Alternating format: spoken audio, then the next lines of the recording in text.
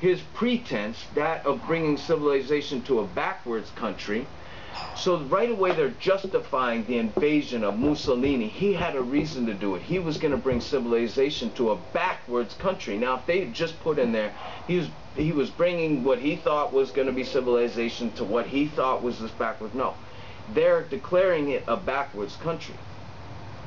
Now who is the judge of that? Who decides which countries are backwards? And what terms did they decide that?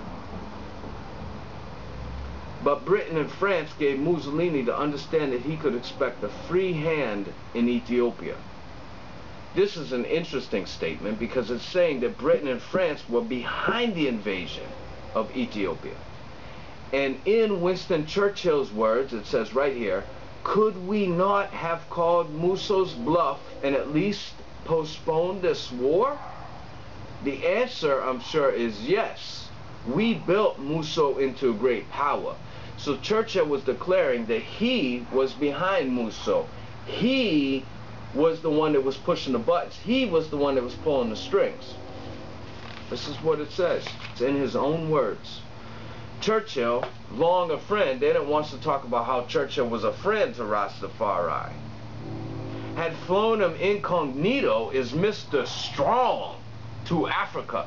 So it was actually because of Churchill that Rastafari was able to go back to Africa with his hands, with his head up high and his chest out, you know, is feeling the strength and the wind behind his back. That was the doing of Churchill and Churchill only. This is what it says.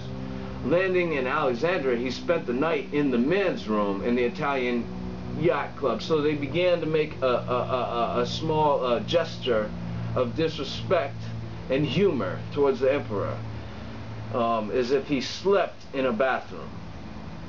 There he helped to organize the Army of Liberation with the aid of Ord Wingate, one of the most picturesque British officers in the war. So, you know, you can read this article and you'll come out not getting a great feeling about Rastafari, but boy, you're going to really think that Ord was a great guy, aren't you? And not only was he a great guy, but he was the type of guy that people would help. Rastafari helped him. He didn't help Rastafari. It wasn't that Rastafari was on the front lines of the battle during the most aggressive attacks in human history, where they rained chemicals, fire chemicals out of the sky onto those people and their lands and their natural resources.